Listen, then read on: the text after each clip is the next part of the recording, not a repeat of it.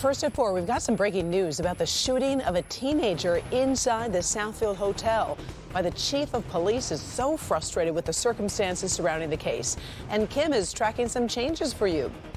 Well, we're off to a good start this week with crystal blue skies, but temperatures will be going down and also the chance for a wintry mix later in the week. We'll talk about it coming up. Local 4 News starts now with a breaking news alert. Good afternoon. I'm Karen Drew. First at 4. That breaking news comes from the Southfield Police Department.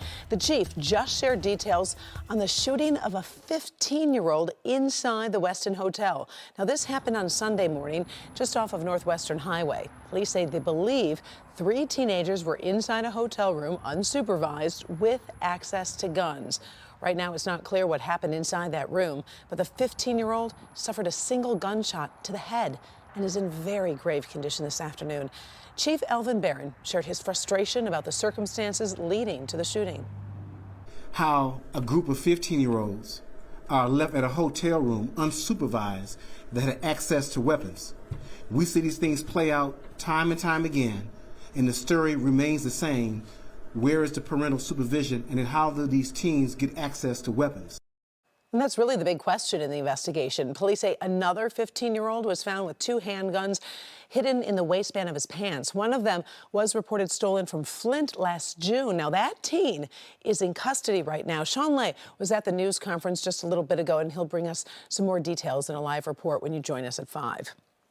We also have this new video from Sky 4 of this small plane crash over in Green Oak Township. Police say it happened about 1 o'clock in the afternoon. The Piper Cub was found suspended in some trees. It was on a small private airfield just off of Rushton Road near 8 Mile. The 72-year-old pilot was the only person on board and says he was able to climb out and then get to the ground on his own. The pilot says he was coming in for a landing when a gust of wind caused that plane's wing to hit a tree limb, sending the plane into a cartwheel into the trees. The FAA is investigating. Well, today we are tracking a new demolition that's making several Detroit neighborhoods a little safer, even as they lose a former landmark on the city's east side. We're talking about the historic former Hannon Memorial YMCA building that's over on East Jefferson Avenue. It was built back in 1928, but fell into serious disrepair after sitting vacant for 20-plus years. The city says the building was too dangerous, had to come down. Full demolition could take weeks. Then the city is hoping a developer will build something new on that site. Michigan State House Speaker has taken some action against a Republican lawmaker involved in a social media controversy. You might have heard about the backlash against State Rep Josh Shriver of Oxford. He reposted a graphic about a racist population conspiracy theory called the Great Replacement. Well, today, Democratic House Speaker Joe Tate stripped Shriver of his committee assignments, also other perks. Tate says he will not allow the House to be a forum for racist, hateful, bigoted speech. During the controversy, Shriver has tweeted that criticism of his post is a, quote, anti-white agenda. Tomorrow marks a painful anniversary for several families, as well as the entire community at Michigan State University. The night of February 13th, 2023, a gunman killed 3 students and then injured 5 others. Tomorrow, classes will be canceled, but the university does remain open to offer support. Religious leaders and crisis counselors will be available all day at the Alumni Memorial Chapel. There will also be a remembrance gathering at 7:30 in the evening with a short program starting at 8:10 p.m. Today, our Victor Williams is on campus for the opening of a new resiliency center. We're on the campus of MSU in East Lansing, getting ready to show you guys an inside look of what's called the United Resiliency Center. Now, the goal of this center is to be able to help students heal those who have been involved in mass instances of violence. And get this, of course, tomorrow is that 1-year anniversary of the tragic shooting that took place right here on this campus. So we'll be showing you once again an inside look, and we're going to hear some of the techniques that these people are using to help students heal. All right, thanks, Victor. Meantime, many of you are probably reading about some of the new laws going into effect in Michigan this week at clickondetroit.com.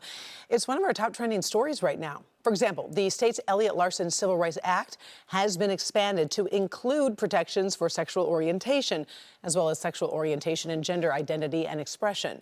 The Freedom to Work law also takes effect. It reverses a Republican law that prevented unionized workplaces from requiring employees to pay union dues and fees. And the prevailing wage law has been reinstated, so that means contractors hired for state jobs must be paid union-level wages. You can read more about these laws and others on gun safety and abortion at clickondetroit.com. In your first forecast, we're seeing some sunshine in downtown Detroit. Look at that shot. The sky is gorgeous.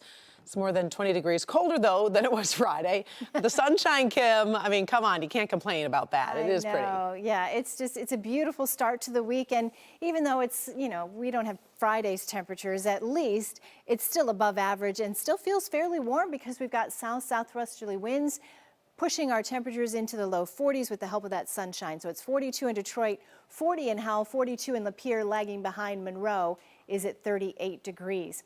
One nice thing is that the sun is now setting after 6 o'clock. 6:01 tonight, comes up tomorrow at 7:33. Bus stop forecast for tomorrow. It'll be a cool start to the day, but dry, upper 20s by the afternoon, partly cloudy. A little colder than it is today, and we'll have some wind, so wind chills will make it feel more like it's in the 20s. But later in the week, we do expect a return to winter-like weather. I'll talk about our chance for snow and when in just a few minutes. All right, thanks, Kim. Israel has scored an emotional victory over Hamas, bringing 2 more hostages home. But around 70 Palestinians died in overnight airstrikes. Plus, much of the world is worried about what comes next. Right now, the images of the 2 freed hostages are bringing comfort and hope to families of others taken by Hamas back on October 7th, more than 4 months ago. Kimberly Gill in the newsroom. Kim, Israel is really at a crossroads right now. That's right, Karen. Good afternoon to you. Much of the international community is warning Israel against a major ground offensive into the border city of Rafah. Egypt is threatening to void its peace treaty with Israel, and sources say President Biden is getting increasingly frustrated that Israel isn't doing enough to alleviate the humanitarian crisis in Gaza. Overnight, Israel hit Rafah with a heavy wave of airstrikes that killed dozens of people. The strikes gave cover to the troops tasked with rescuing the hostages, 2 Israeli Argentinian men. Israel says its special forces entered a building to find the hostages on the 2nd floor in the hands of Hamas terrorists. Prime Minister Benjamin Netanyahu later met with troops that participated in the rescue. He's ordered plans to be drawn up for an evacuation of Rafah, but it's still unclear where about 1.4 million people could even go. CNN spoke to the family of one of the hostages about how they're doing. How they are now, they are a little thin, a little different. They lost some weight. They lost a little weight. They were in inhuman condition, and now I'm thinking about the 134 hostages that are waiting and being in risk of their life, and I want them to be also released as soon as possible. And late today, President Biden is meeting with the King of Jordan to discuss the situation in Gaza and the ongoing talks with Hamas for a ceasefire. Over the weekend, U.S. officials have been saying a deal is indeed close, but there are gaps remaining in the negotiations. We'll have more on the hostage rescue and all the latest when you join us for Local 4 News at 5. For now, Karen, we'll send it back to you. All right. Thank you, Kim. Local 4 is committed to highlighting people and organizations doing good works in Metro Detroit. So today we have a Go For It salute for the Rising Stars Academy, which has been cooking up some new opportunities for dozens of people to become more independent. Paula Tutman takes us to Gathering Grounds over in Centerline for a look at how the group is changing lives. I'm at Gather and Grounds off of Van Dyke, and take a look at this. This is just an awesome space, not just because of the coffee and the sandwiches they serve, but the work that's being done. Rising Stars Academy, I mean, they've just burst their borders, and the important work they're doing is really spreading out throughout the entire metro area. Get out of the way. People are moving fast at Rising Stars Academy. Doing the stickers. The organization, just 13 years young, has been churning out life-changing programs and graduates. We're talking about adults with developmental disabilities finding extraordinary abilities under the watchful eye of Team Prentice. Chef Mark Prentice and his wife Debbie and a team of faithful, experienced staffers who have poured their souls into their students who might live marginal lives otherwise, but for the training and support they get at this small organization with great big ideas. We do everything. We do everything. We do everything. We do it all. So from core classes to, employmentability skills to driver's training. We have a driver's training program. No kidding. We do a lot of things with food.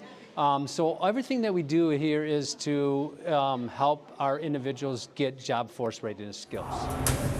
So what you're seeing right here is the culinary program. Students learn the ropes, and based on whatever their abilities are, they are elevated by socialization and marketable skills. They're doing things that they never had the opportunity to do. They're doing things that they never thought that they could do. But because we're giving them the chance to do it, they're like, oh my God, I can do this. 1,000 students have passed through these doors. 70 who might have been unemployed before graduated into the world and have found work and purpose. This bakery is turning out product to some 90 different restaurants in the Metro Detroit area. Meet Denzel. I wasn't really doing much before I came here. I wasn't working at all. I was just trying to figure out what I wanted to do. And Peter. I'm just working on some socializing. And beyond that, there's that intangible, that thing called self-worth and self-esteem. Can't put a price tag on that one. Okay, next stop, Richmond, Michigan, with a brand new coffee shop. And of course, we're going to keep our eyes and ears on that one. Paula Tutman, Local 4. All right, anybody doing good things in our communities can be the focus of a Go For It story. So if you know someone doing something special, tell us about it. You can send an email to goforit@wdiv.com or submit a nomination at clickondetroit.com.